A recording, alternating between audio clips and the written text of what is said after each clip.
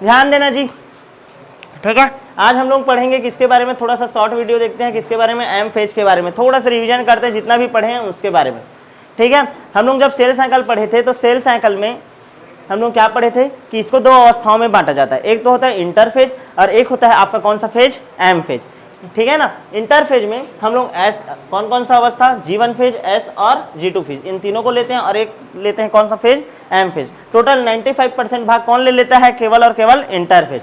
बात करते हैं एम फेज का। एम फेज में दो चीजें शामिल होती है, एक तो होता है माइटोसिस जिसको हम लोग कैरियोकाइनेसिस बोलते हैं, और दूसरा होता है आपका साइटोकाइनेसिस, केंद्रक विभाजन होता है और कोशिका द्रव्य विभाजन होता है। जो माइटोसिस रहता है इसको हम लोग पुनः 4 उप अवस्थाओं में बांटते हैं, सबसे पहले प्रोफेज, फिर मेटाफेज, फिर एनाफेज और लास्ट में आता है आपका टेलोफेज।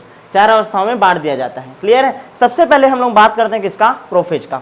हमारा जो ध्यान से समझना, कोशिका है, कोशिका के अंदर क्या है, केंद्रक, केंद्रक के अंदर क्या है, ये गुणसूत्री पदार्थ जो धागे के रूप में फैला हुआ है, ठीक है ना। न्यूक्लियोलस रहता है, ये धीरे धीरे क्या होता है, संगठित होना प्रारंभ करता है।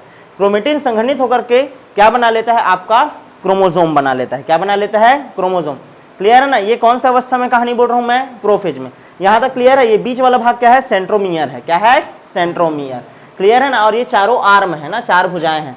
अच्छा, यहां तक क्लियर है। ये दोनों को आपस में क्या बोलेंगे, सिस्टर क्रोमेटिड बोलेंगे। क्या बोलेंगे, सिस्टर क्रोमेटिड। यहां तक क्लियर है कि नहीं, ठीक है। अच्छा, अब क्या होता है, हम लोग तुम लोगों को बताया था कि सेंट्रोसोम होता है, ठीक ना। सेंट्रोसोम जो रहता है, ध्यान समझना, विपरीत ध्रुव पर चला जाता है, इसी अवस्था में प्रोफेज में अलग अलग ध्रुवों में चले गया, और ये एस्टर द्वारा क्या का निर्माण करता है, स्पिंडल फाइबर का। और ये जो स्पिंडल फाइबर है, ध्यान से समझना, ये वाला जो स्पिंडल फाइबर है वो दोनों विपरीत ध्रुव पर जाकर के क्या हो गया है, व्यवस्थित हो गया। अभी जुड़ा नहीं है, देखो अभी जुड़ा है क्या, ये नहीं।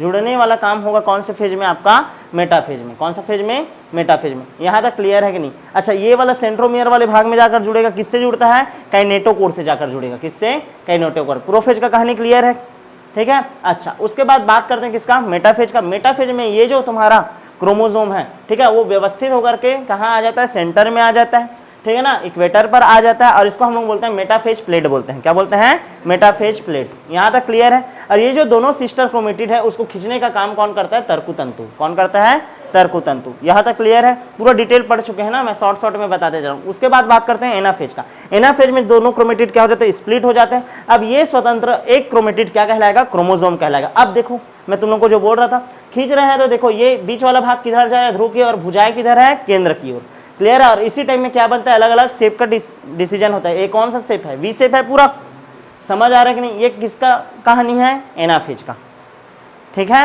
यहां तक समझ आ गया, किसी कोई दिक्कत है क्या, नहीं ना, ठीक है। अच्छा, सेंट्रियोल के बारे में देखो, और ये क्या होता है आपका, सेंट्रोमियर होता है, क्लियर है ना।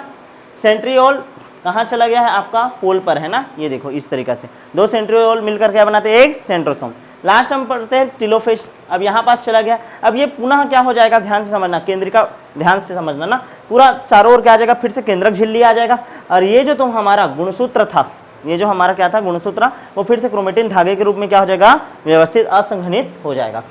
क्लियर है कि नहीं। तो इस तरीके से टोटल कितना फेज में कंप्लीट हुआ हमारा, 4 फेज में, प्रोफेज, मेटाफेज, टेलोफेज और एनाफेज। लास्ट टर्म होता है आपका क्या, साइटोकाइनेसिस। एनिमल सेल में क्या होता है, मैं तुम लोगों को बताया था, एनिमल सेल में खांच विधि द्वारा, देखो अभी केंद्रीय क्रम में हुआ और ये 2 कोशिकाओं में क्या हो जाता है, विभाजित। बीच में मिड बॉडी बनता था करके बताया था पूरा डिटेल, क्लियर है ना। और 2 डॉटर सेल बनता है। और वैसे ही जब हमारा प्लांट सेल हो तो प्लांट सेल में पहले तो बीच में क्या बनेगा, सेल प्लेट बनेगा। क्या बनेगा, सेल प्लेट, क्लियर है ना। और सेल प्लेट बनेगा, वो इसको 2 भागों में डिवाइड करेगा।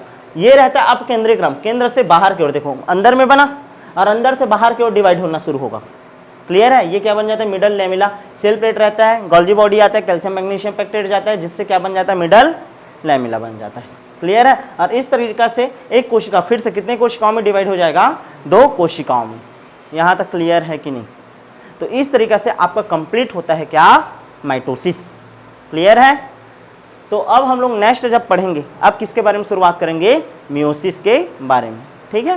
चल कंप्लीट। तो एम फेज के बारे में तुम लोग डिटेल देख चुके हो। माइटोसिस है, न्यूक्लियस का डिवीजन हुआ है। साइटोकाइनेसिस में किसका डिवीजन हुआ है, साइटोप्लाज्मा का डिवीजन हुआ है। पूरा कंप्लीट था ये। इसको कितने उप अवस्थाओं में बांटे थे हम लोग, 4। प्रोफेज में क्या होगा, ध्यान समझना, संघनन होता है, ये पढ़े हो। उसके बाद सेंट्रियोल जो रहता है विपरीत ध्रुव में चला जाता है, इसको पढ़े हो। और लास्ट में क्या हो जाता है, केंद्रक झिल्ली गायब हो जाता है, अलग अलग कोशिकांग गायब हो जाता है। उसके बाद मेटाफेज में क्या होता है, इन सभी को इक्वेटर पर लाया जाता है, मेटाफेजिक प्लेट का निर्माण होता है, ठीक है। उसके बाद जो एनाफेज रहता है उसमें क्या हो जाता है, ये स्प्लिट होकर के अपने अपने अलग अलग ध्रुवों में चला जाता है। और सबसे लास्ट में जब टीलोफेज आएगा, फिर से कौन सा फेज आएगा, टीलोफेज, तो इसके चारों ओर ध्यान समझना, इसके चारों ओर फिर से केंद्रक झिल्ली का क्या हो जाएगा, निर्माण। ये जो क्रोमेटिड है किस में कन्वर्ट हो जाएगा, फिर से धागेनुमा क्रोमेटिन में। क्लियर है कि नहीं, यहाँ तक समझ आया। और लास्ट में फिर से क्या होगा आपका साइटोकाइनेसिस, कोशिका खांच विधि है, कोशिका द्रव्य में कौन सा विधि है, खांच विधि, एनिमल सेल में। और जब तुम्हारा कौन सा सेल हो, प्लांट सेल हो, तो क्या बनता है, तुम्हारा सेल प्लेट बनता है। क्लियर है कि नहीं, समझ आया। तो इस तरीके से इन शॉर्ट कंप्लीट होता है आपका क्या, माइटोसिस।